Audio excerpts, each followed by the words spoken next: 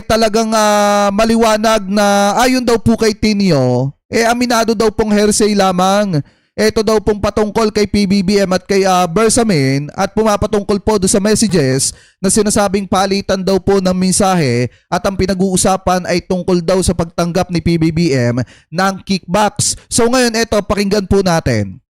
Nais palutangin ni ACT Teachers Party List Antonio Tino si dating Undersecretary Adrian Bersamin. Ito'y para mabigyan linaw na raw ang umano'y pag-uusap nila ni Pangulong Bongbong Marcos tungkol sa kickback.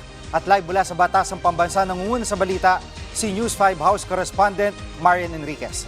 Marian, ano pa sinabi ni Congressman Tino?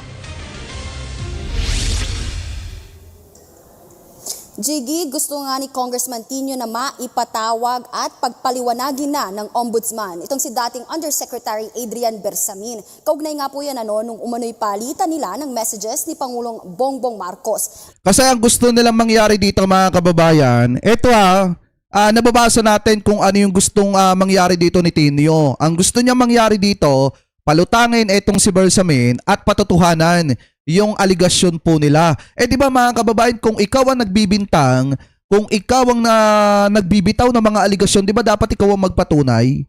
At hindi yung taong pinagbibintangan mo na magpapatunay na tama yung ginagawa, yung sinasabi mo. Di ba lalo na, alam naman natin na itong sina Leandro Libiste, Irice at itong si Tinio ang nag-aakusa na may ganyan, o bakit hindi nyo ilabas yung mga messages? O bakit hindi nyo ilabas yung resibo? Bakit kailangan na palutangin pa itong si Bersamin para patutuhanan lang yung aligasyon nyo kay Presidente? Hindi pwede yung ganyan. Lalo na at kayo nag-aakusa. Di po ba? Anyway, tuloy pa natin.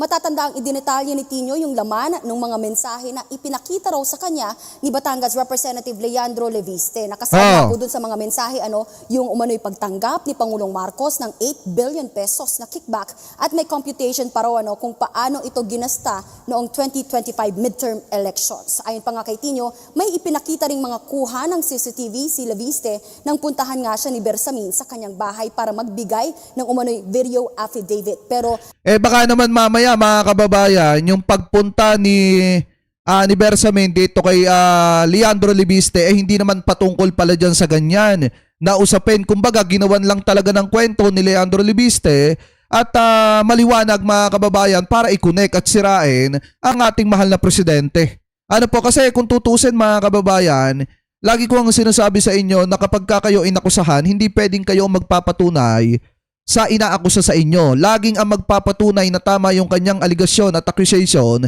yung taong nag-aakusa. Aminado si Tino na hearsay lang ang lahat ng kanyang revelasyon. Pakinggan po natin itong paliwanag ni Congressman Tino. Pinakita lang sa akin, wala naman ako doon. No? So, now,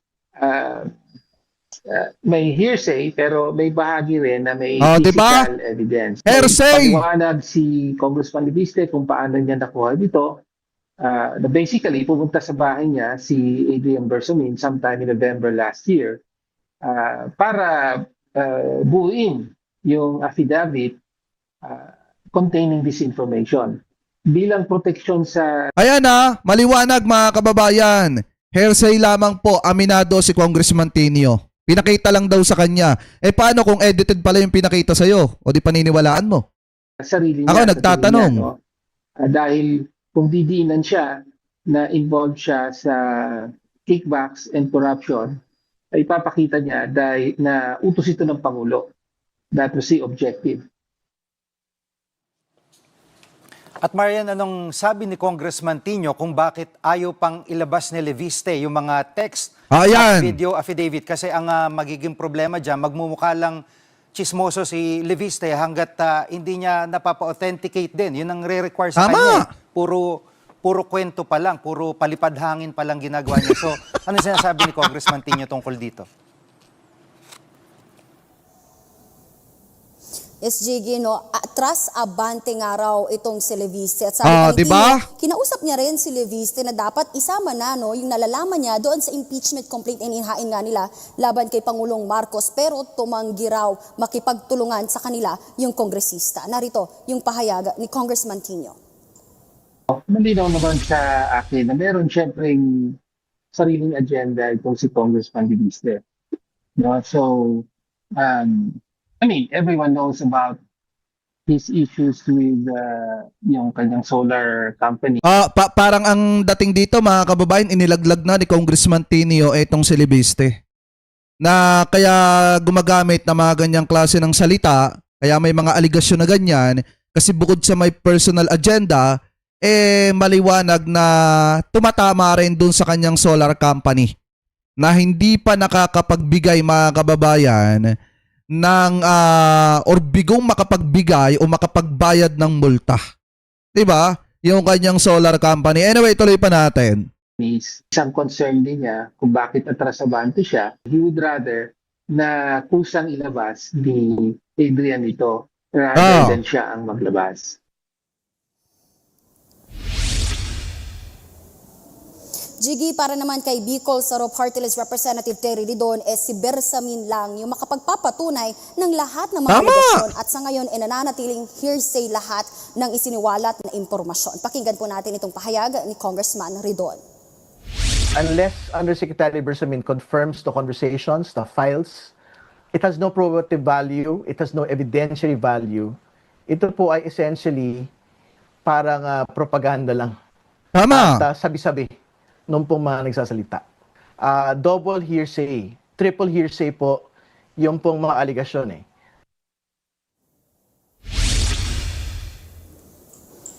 Jiggy, maging si Leviste hanggang ngayon hindi rin kinukumpirma yung mga alegasyon. Tinuro lang din niya si Tinio at Caloocan Representative Edgar Erice na nakausap daw niya tungkol dito. Jiggy. Nako, nagturuan na mga kababayan.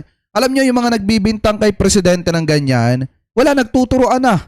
Ngayon, sinasabi dito ni Leandro Libiste pala mga kababayan na nakausap niya daw itong si Tinio at saka itong si Erice. Ngayon, ang sinasabi naman ng dalawa, ang makakapaglabas lamang niyang mga screenshot na yan ay itong si Leandro Libiste. Ang problema mga kababayan, paano pa nila mailalabas kung nagtuturoan na sila? Kung sino ang pinagmulan ng mga messages na yon?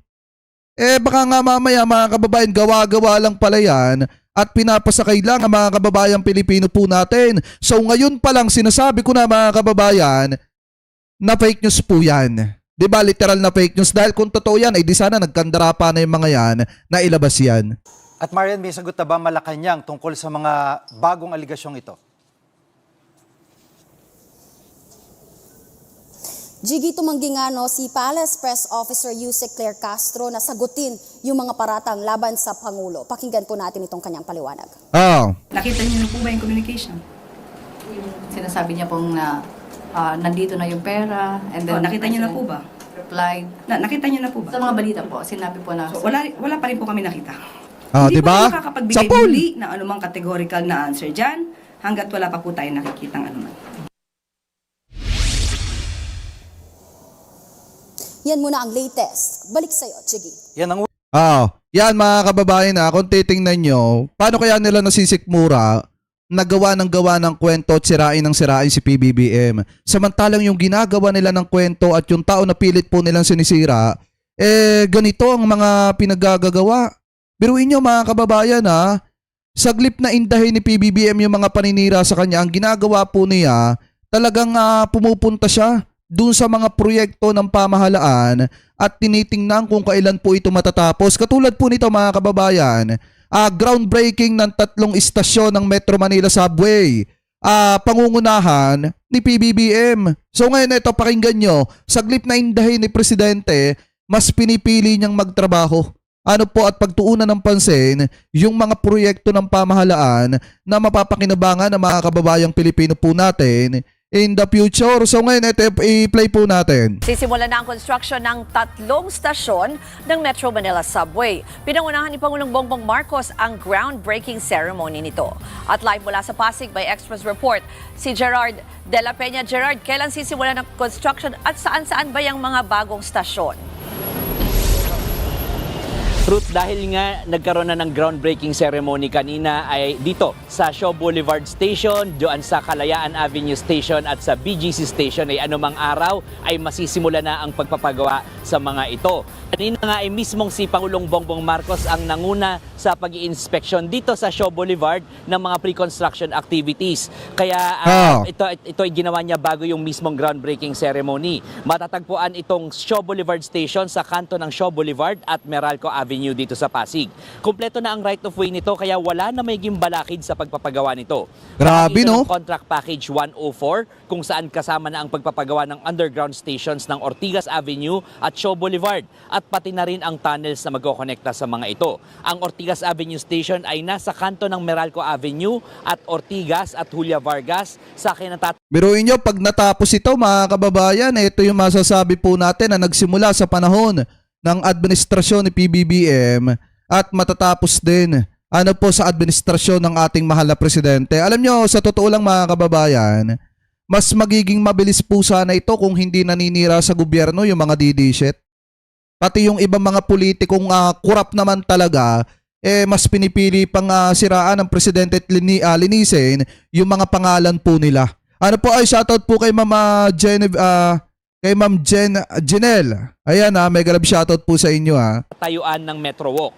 Si PBBM din ang nanguna sa groundbreaking ceremony ng Kalayaan Avenue Station na matatagpuan naman sa 11th Avenue at Uptown Open Parking at ang BGC Station na nasa kahabaan ng McKinley Parkway sa gitna ng Serendra at Market dyan din sa loob ng BGC. Bahagi naman ito ng Contract Package 105 na tinatayang matapos sa loob ng 5 taon.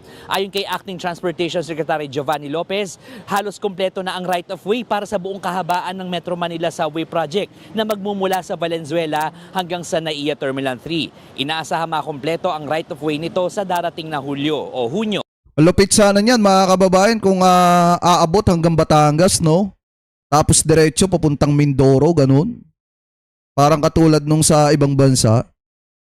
Alam nyo, sa totoo lang sana yung papalit na presidente kay PBBM ipagpapatuloy ito mga nasimula ni PBBM. Kasi sayang naman kung i-itchopwera ito at hindi itutuloy. Kasi sa totoo lang mga kababayan, napakalaking bagay at napakalaking tulong po ito sa mga kababayang Pilipino po natin. Especially dun sa mga commuter na talagang makikinabang dito po sa subway na ito.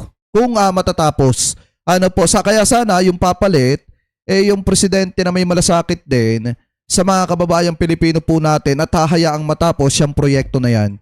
Kapag nakumpleto na ang buong proyekto, ang dating biyahe mula Valenzuela hanggang NAIA na inaabot ngayon ng 1.5 oras ay mayiging 46 minutes na lamang. Diba? Kaya makakapagserbisyo ito sa 250 milyong pasahero araw-araw.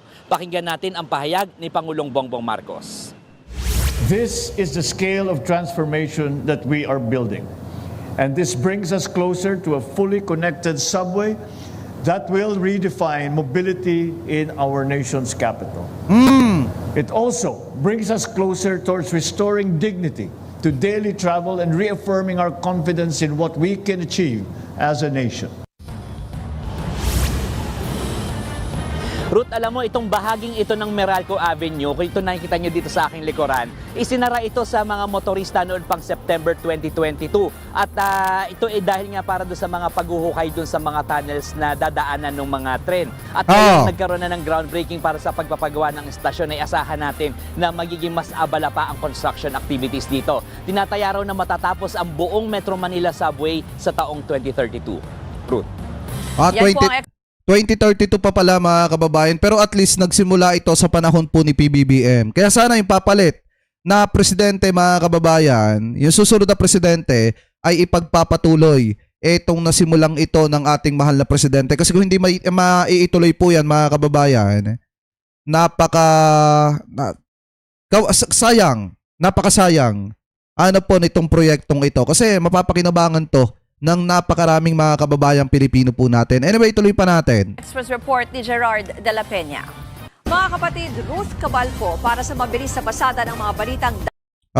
So ngayon mga kababayan, bukod pa po dyan, kaya nang gagalaite itong si Leandro Libiste, kasi may mga lumalabas po kasing balita na yung kumpanya na konektado po sa kanya na Solar Philippines, bigo daw po makapagbayad ng multa. So eto po pala mga kababayan yung sinasabi ni Tinio na isa sa mga posibleng agenda nitong si Leandro Libiste kaya nagsasalita na mga ganyan at umaatake sa presidente. Ano po? So ito, i-play po natin. Jed, ano ang aksyon ng Department of Energy kaugnay ng di pagbabayad ng multa ng kumpanyang pagmamay-ari ni Congressman Libiste?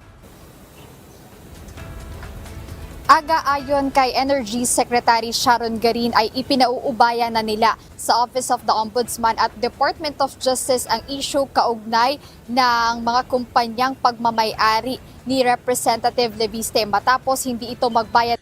Ay, Ma'am Himawari, mega love shoutout ha. Punta ka dito sa Japan, Bunso Jake. Kahit sa ilalim ng tubig, may release. Oo nga po eh. Tsaka dun sa mga kababayan, tsaka sa China, ganun din. Diba tumatagos pa sa mga bundok yung yung kanilang bullet train. Diba tumatagos pa sa mga bundok. Kaya sana may ganun din ang Pilipinas. Sana ipagpatuloy yung nasimula ni PBBM. Ng multa na abot sa 24 billion pesos. Ouch! Ipinaliwanag ni Secretary Garin na isang buwan ang ibinigay nila sa kumpanya para magbayad ng multa. Ngunit hindi tumugon ang Solar Philippines o ang kumpanyang pagmamay-ari ni Batangas 1st District Representative Leandro Legarda Liviste. Magugunit ang kinansela ng Department of Energy ang mga kontrata kasama ang nasabing kumpanya dahil sa pagiging non-compliant o hindi pagde-deliver ng solar energy na nakatakda ng idagdag sa grid noong December 25, 2025. Ayon sa kalihim Pero inyo, 24 billion pesos yung sinisingil na multa dito po kay Congressman Leandro Libiste pero hindi po nakapag-comply yung kanyang solar company. Overdue na ang obligo mula pa nang maglabas sila ng termination at demand letter. Hindi pinag-iinitan ng pamahalaan ang kumpanya ng mambabatas. Grabe no? We terminate the contracts that are not moving. And unfortunately, many of those are under Solar Philippines. So it's not like pinlano to na ngayon lang. Kasi this is part of a long process that we are doing in DOE so that we want legitimate and serious investors in the Philippines kasi hindi po nilalaruan yung electricity. Tama. It's a utility that is needed by each and every Filipino. Grabe mga kababayan. Ang laki ng multa. 24 billion pesos yung hinihingi multa or hinihingi multa mga kababayan dito po sa kumpanya na konektado kay Congressman Leandro Libiste. Ang isa po dito mga kababayan talagang kaya pala nanggagalaite yang si Congressman Leandro Libiste dahil nga dito. Kasi maliwanag naman din yung sinabi ni Congressman Tinio na may agenda rin etong si Leandro Libiste. Garin na dumaan sa tamang proseso ang lahat ng kanilang hakbang. Aniya, base sa mga alituntunin ng ahensya, itinuturing ng final o tapos na ang DOE sa issue laban sa nasabing kumpanya. Ayon pa sa kalihim, ipinauubaya na nila sa Office of the Ombudsman, Department of Justice, maging sa Office of the Solicitor General ang pag-evaluate sa mga naging paglabag at ang susunod na legal na hakbang sa usapin. Sa kabila nito, tiniyak ni Secretary Garin na handa ang DOE na magsumite ng mga kaukulang dokumento na kakailanganin ng mga nabanggit na ahensya para sa kanilang investigasyon.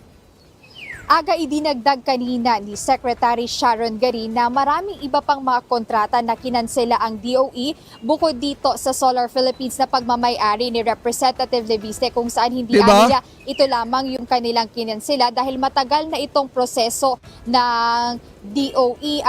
Alam niyo mga kababayan, hindi naman siya habulin dito kung ang ginawa niya una pa lang bago siya nagpasya na tumakbo sa politika mga kababayan ay nag-divest na agad siya. Baka hindi na siya hinabol dito. 'Di ba mga kababayan kasi wala na siyang konektado ngayon ang problema kasi hanggang ngayon pala mga kababayan nananatili pa sa kanya mga kamay yung Solar Philippines. Kaya nai-connecta sa kanya mga kababayan. Tama rin yung sinasabi ni Ombudsman Boying Remulla Saan ka nagkatala kung may puso ka? personal na pangangailangan niya, pangunahing pangangailangan ng taong bayan yan. Ininegosyo mo, ibibenta mo yung franchise. Di ba mga kababayan, yung prangkisa? Kaya nga kung tutusin, kung dapat bago nagpasya itong tumakbong kongresista, dapat nag-divest na ito. Para nang sa ganun mga kababayan, wala siyang problema ngayon. Tulad yan, 24 billion yung hinahabol sa kanya. Laki nun. At sinabi rin ni Secretary Garin na kailangan dumaan sa proseso para matiyak na yung mga legit investors na makakapag-deliver para sa bansa. Ayun muna update mula rito sa Taguig City. Balik sa inyo, Aga. So yan, mga kababayan, kung mapapansin po ninyo, yan po siguro yung isa sa mga dahilan kung bakit kung ano-ano na lamang po ang mga lumalabas dito po kay Congressman Leandro Leviste na kesyo eto daw si Yusek Bersamin at si PBBM may combo daw na di umano nagtatransaksyon sa mga kickback mga kababayan, pero nung tinanong etong si Tinio, umamin na hearsay lang pala lahat mga kababayan at itinuro pa na may personal agenda eto pong si Leviste. So ngayon, kaya pala may mga ganyan mga kababayan kasi sobrang laki po pala ng babayaran na multa nitong Solar Philippines na kumpanya ni Leandro Leviste na umaabot sa 24 billion pesos mga kababayan. So kaya pala ganyan katindi yung problema ni Congressman Leandro Leviste. Alam niyo mga kababayan, sa totoo lang, kung naging maayos lang sana ang serbisyo nila sa taong bayan pagdating sa pagsusupply ng electricity, wala sanang problema si Leandro Leviste. Ngayon ang problema, bukod sa sinarili niya yung mga proyekto na yan nung panahon ni Duterte mga kababayan, ang nangyari hindi pa po pala nakakapagbigay ng maayos na serbisyo yung Solar Philippines. Kaya ang ending, eto pinagbumulta sila ng 24 billion pesos. So kayo, mga kababayan, kung kayo po ang tatanungin, ano po masasabi ninyo? Hinggil po dyan sa mga topic na yan na tinalakay po natin. Ano po ang komento ninyo mga kababayan? Hinggil po dyan sa mga hinimay po natin na yan na mga usapin mga kababayan.